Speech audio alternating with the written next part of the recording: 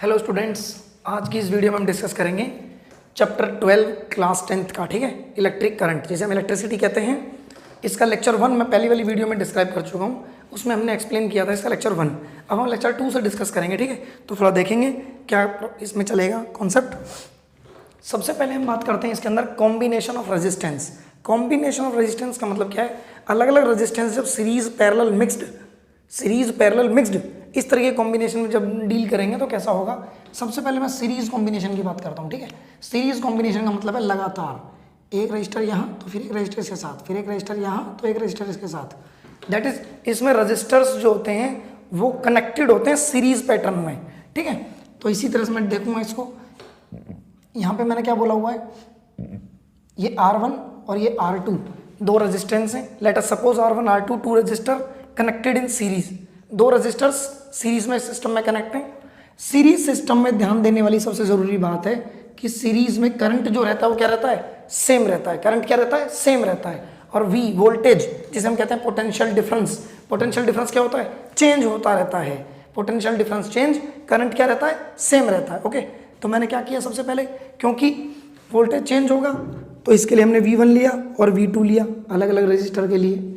ठीक है, एक बैटरी जो कॉमन वोल्टेज है V उससे कनेक्ट करा। ठीक है, ओम्स लॉ क्या कहता है? V equals to I R.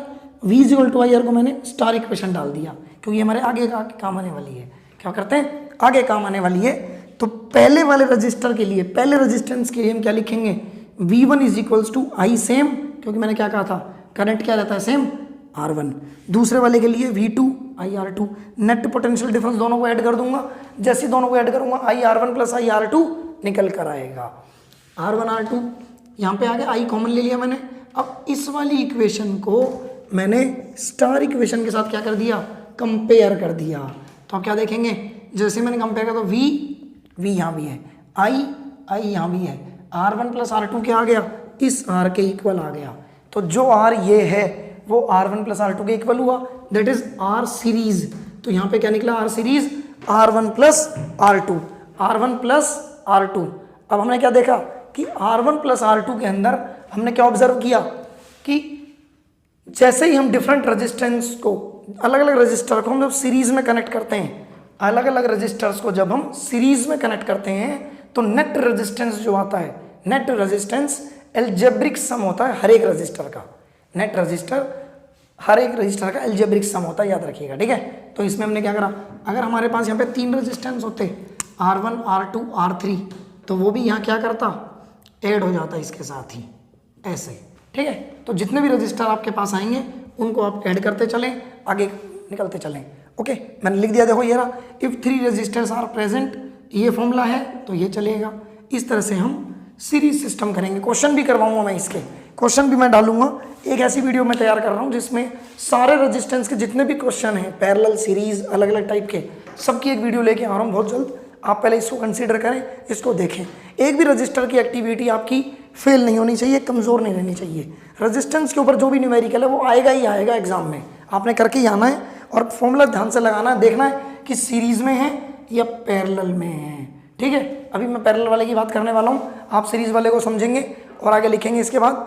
अब हम नेक्स्ट वीडियो में क्या, अब नेक्स्ट इसमें क्या देखेंगे? Parallel system. नेक्स्ट स्लाइड पे क्या देखेंगे? Parallel system. देखिए, एक रजिस्टर R1, दूसरा R2, तीसरा R3।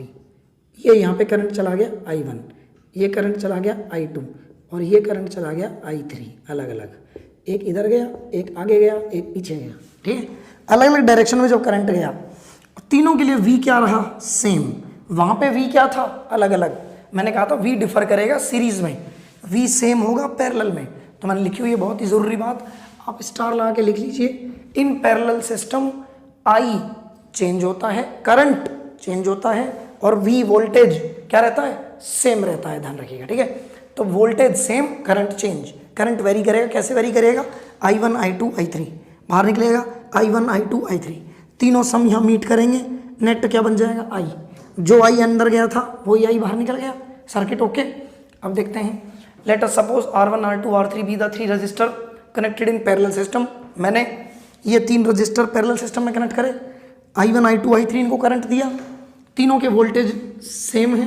I1 पहले वाले के लिए, I2 सेकंड वाले के लिए, I3 थर्ड वाले के लिए करंट मैंने निकाल दिया। अब V1 V जो है कैपिटल V, ये क्या है? वोल्टेज, पोटेंशियल डिफरेंस, और ये सेम है फॉर ऑल। याद रखिएगा मैंने क्या लिखा है? For all. इस पे ध्यान देंगे, फॉर ऑल, सबके लिए V क्या है? सेम है। क्या है? सेम है, ध्यान रखिएगा। अकॉर्डिंग टू ओम्स लॉ, अब फिर से वही Ohm's law, V equal to I R. अब चेंज कौन हो रहा है? V चेंज हो रहा है, I चेंज हो रहा है? आप बोलेंगे I चेंज हो रहा है, क्योंकि इसमें I1 I2 I3 करंट ने अपने 3 अलग अलग फेस हमें शो करे हैं। करंट ने हमें अपने 3 चेहरे दिखाए हैं, पोटेंशियल ने अपने चेहरे नहीं दिखाए हैं। दैट मीन्स जब करंट ने अपने 3 फेस हमें दिखाए हैं तो हम करंट को साइड कर देंगे कि चल भाई I is equals to V by R. Okay, now अब पहले रजिस्टर के लिए I1 V बाय R1, दूसरे के लिए V बाय R2, तीसरे के लिए V बाय R3। तो टोटल करंट कितना आएगा? आप देखेंगे I is equal to I1 plus I2 plus I3। ये बात समझ में आ गई? आप यहाँ तक नोट करें, इसके आगे मैं डिस्कस करता हूँ अभी आपसे। जल्दी लिखिए प्लीज। यस स्टूडेंट, आगे चलते हैं। इसके बाद अब हम देखते हैं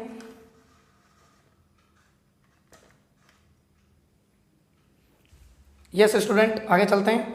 अब देखते हैं इसके अंदर जहां हमने लास्ट आपको रिज्यूम किया था यहाँ पे, वो क्या था? जब हमने total current I1 I2 I3 add किया, ठीक है। अब हम क्या देखेंगे कि I1 I2 I3 तीनों ऐड हो गए, यहाँ आ गए। तो आप लिखेंगे टोटल करंट आ गया V by R1 V by R2 V by R3। क्यों? ये क्या था? I1 I2 I3 तीनों की वैल्यू मैंने यहाँ पे रख दी। ओके, नाउ मैंने यहाँ से V कॉमन ले लिया, तो V मेरा कॉमन आ गया, 1 by R1 1 by R2 1 by R3। Done. इस इक्वेशन को मैंने इस स्टार इक्वेशन से कंपेयर करा। I है, न्यूमरेटर में V है, न्यूमरेटर में V है, तो जो बच गया सारा वो 1 बाय R हो गया। यहाँ से ये जो 1 बाय R बचता है, तो 1 बाय R की वैल्यू आ गई किसके इक्वल? अगर रेजिस्टेंस पैरेलल सिस्टम में कनेक्ट हैं, if the resistance are connected in parallel system, then net resistance की वैल्यू होगी algebraic sum of reciprocal, algebraic sum of reciprocal of each resistor. आप इस बात का ध्यान रखेंगे, algebraic sum of reciprocal of each resistor. हम वैल्यू को लेकर चलेंगे और देखेंगे, ठीक है जी। यहाँ तक कोई कंफ्यूजन नहीं है। अब हम देखेंगे हीटिंग इफेक्ट ऑफ करंट। नया टॉपिक आ रहा है मेरे पास, लास्ट टॉपिक है इस चैप्टर का। हम देखते हैं काफ़ी टाइम से जब एक ही वायर में से करंट बार बार पास होता जा रहा है, तो वायर कुछ देर बाद गर्म होने लगती है, ठीक है। तो हम क्या लिखेंगे इसके अंदर? आप लिखेंगे सबसे पहले, whenever more and more amount of current is passing through a wire continuously, जब ज़्यादा अमाउंट करंट लगातार वायर में चलता रहेगा कुछ देर तक, then after some time it become hot, तो ये गर्म हो जाएगी, ठीक है। This is called heating effect of current. This is called heating effect of current. और इस वाली हीटिंग को फाइंड करने के लिए I स्क्वेयर RT फॉर्मूला दिया हुआ है। H is equal to I square RT, I की पावर 2 R और T। यहाँ पे I करंट है, R रेजिस्टेंस है, और T क्या है? टाइम पीरियड है, ठीक है। T क्या है? Time period. कुछ बच्चे T यहाँ पे टेम्परेचर रख के बैठ जाते हैं अपने मन में, ऐसा नहीं है। T टाइम पीरियड है। मैं इसका प्रूफ दूंगा, देखिए ध्यान से। प्रूफ कैसे दूंगा सुनिए।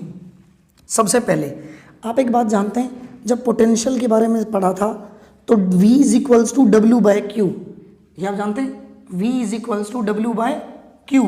ओके, तो अब आप देखेंगे V is equal to W by Q आ गया, तो दैट मीन्स W की वैल्यू यहाँ से क्या निकल के आ गई? V into Q।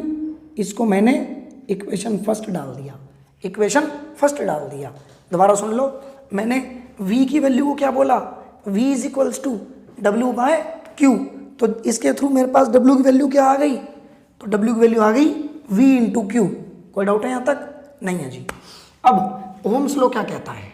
Ohm's law कहता है V is equals to I R. रख लो अपने पास, V is equal to I R आने दो। करंट इक्वेशन क्या कहती है? Q is equals to I T, इसको भी आने दो। दोनों इक्वेशनों को उठाकर और W के साथ यहाँ पे V इंटू Q में पुट कर दें, तो ये V की वैल्यू है और ये Q की वैल्यू है, मल्टीप्लाई होकर क्या बन गया? I square RT। This work done, ये जो वर्क डन है, ये वर्क डन काम करता है हीटिंग इफेक्ट की तरह। So this work done behave as heating effect. So H is equals to I square RT।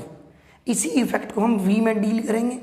मैंने आई की वैल्यू रख दी V by R ohm's law वाली, आई की value V by R ohm's law से, देखो V equal to I R, तो I की वैल्यू वी बाय आर, ठीक है, स्क्वायर है, स्क्वायर करूँगा, आर टी, जल्दीबाजी ना करें, ध्यान से देखें, V by R square R T, square open करके जब हम कैंसिल करेंगे तो ये आ गया एक रिजल्ट। तो यहाँ से हमने क्या सीखा, इन रिजल्ट से हमें क्या पता चला कि हीटिंग इफेक्ट आई स्क्वायर के डायरेक्टली प्रोपोर्शनल, आर के डायरेक्टली प्रोपोर्शनल और टाइम के डायरेक्टली प्रोपोर्शनल होता है। करंट बढ़ेगा, करंट का स्क्वायर और बढ़ जाएगा, हीटिंग इफेक्ट और ज़्यादा प्रोड्यूस होगा। जितना करंट ज़्यादा चलेगा वायर में उतनी हीट ज़्यादा बनेगी, ये बात ध्यान रखिएगा, ठीक है। और इसकी एसआई यूनिट मैंने आपको क्या बोली है, एसआई यूनिट इसकी क्या है, जूल्स, जिसे हम किससे डिनोट करते हैं, जे से। बड़े लेवल पे जब आप पढ़ेंगे तो इसकी सीजीएस यूनिट भी आएगी, तो सीजीएस यूनिट क्या होती है, अर्ग्स, ERGS, अर्ग्स, ठीक है, ये बात आप ध्यान रखें।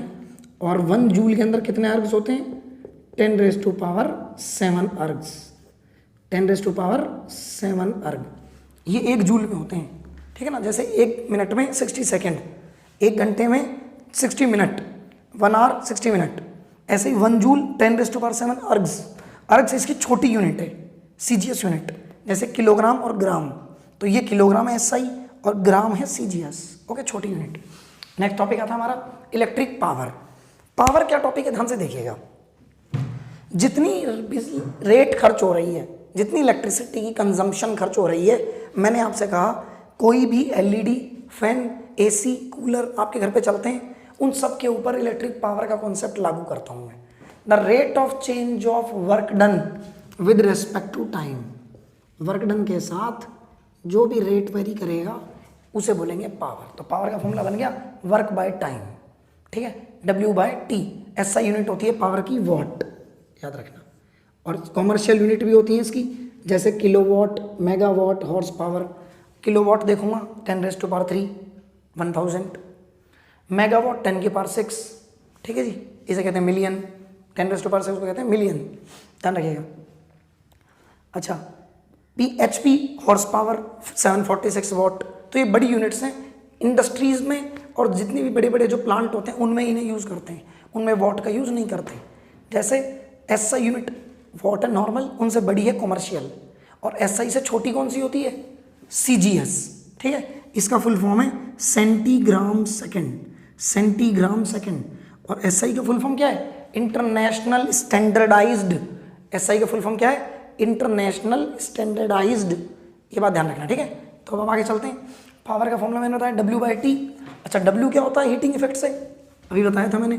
W का रिजल्ट था I²RT, तो I²RT जैसे इसमें रखेंगे, टाइम से टाइम कैंसिल आउट, तो ये बन गया I²R, ठीक है। I²R को मैं ऐसे लिख सकता हूँ I × IR। अब जो IR है ये वाला, ये किसके थ्रू आ गया, ओम्स लॉ से V बन गया, तो इसको V रख देंगे, तो पावर बन गई V × I, ये भी इसी का रिजल्ट आ गया। तो इस तरह पावर के बहुत सारे अलग अलग रिजल्ट हैं, मैंने सबकी एक समरी बनाई है। पावर होती है V × I, I²R, V²/R और W/T, work done by time. ये सारे पावर के रिजल्ट हैं, ये बात ध्यान रखिएगा, ठीक है। अब एक छोटा सा टॉपिक और डिस्कस करता हूँ आप लोगों से, उसके बारे में ध्यान से सुनिएगा। जो हमारे पास इलेक्ट्रिसिटी बिल आता है घर पे, जैसे बिजली बोर्ड हमें बिल भेजता है, तो that is called electricity bill. Electricity bill के अंदर हम पढ़ते हैं यूनिट्स। यूनिट्स का मतलब क्या है, 1 unit is equals to 1 kilowatt hour. 1 kilowatt hour का मतलब है, जब हम देखते हैं 1 किलोवाट, 1 किलोवाट पावर 1 आवर में कंज्यूम हो रही है। अगर आपके घर पे एसी लगा हुआ है, आजकल नॉर्मली जो एसी लगते हैं एयर कंडीशनर, वो 1.5 टन के लगते हैं, 1.5 से 2 टन के एसी लगते हैं, ठीक है। तो 1.5 टन का मतलब हो गया 1500 वॉट, ठीक है जी। 1 टन का मतलब हो गया 1 किलोवाट का मतलब है 1000 वॉट। तो आपके घर अगर 1000 वॉट की जो जो चीज़ें चल रही हैं, 1 घंटे तक उनको आप चलने दीजिए, 1 घंटे तक उनको चलने दीजिए, तो जैसे ये 1 आवर तक ऑपरेट होंगी तो ये क्या बन जाएंगी, 1 यूनिट बन जाएंगी। क्या बनेगी, 1 यूनिट। तो 1 यूनिट किसके इक्वल आ गई, 1 किलोवाट × 1 आवर, ओके। अब 1 किलोवाट में कितना होता है, 10⁻3, क्योंकि इसे बोलते हैं 1000, और 1 आवर में होता है 60 मिनट 60 सेकेंड, तो ये बन गया 3600 सेकेंड। तो जब हम जूल्स में कन्वर्ट करेंगे तो ये बनेगा 3.6 10 की पावर 6 जूल, ये 1 यूनिट की एनर्जी है। 1 यूनिट की एनर्जी कितनी होगी? 3.6 10 रेज़ टू पावर 6 जूल। तो इस तरह से हमने इस पूरे चैप्टर को आपके सामने डिस्कस किया है। आप इसे नोट कर लें, समझ लें। इसके जो नोट्स हैं वो भी मैं आपको दूंगा नीचे, जैसे डिस्क्रिप्शन लिंक में आप देखेंगे तो आपको नोट्स मिल जाएंगे। दूसरी चीज़ें, इन्हीं के जो न्यूमेरिकल्स हैं, इनके सब के न्यूमेरिकल हम डिस्कस करेंगे नेक्स्ट वीडियो में, ठीक है। तब तक के लिए आप इसे अच्छे से नोट कर लें। कोई भी अगर आपको कन्फ्यूजन लगे, डाउट लगे, तो आप मेरे नंबर पे कॉल कर सकते हैं या मुझे कमेंट बॉक्स में लिख कर दे सकते हैं मैसेज, ठीक है बेटा। Okay students, thank you and have a nice day.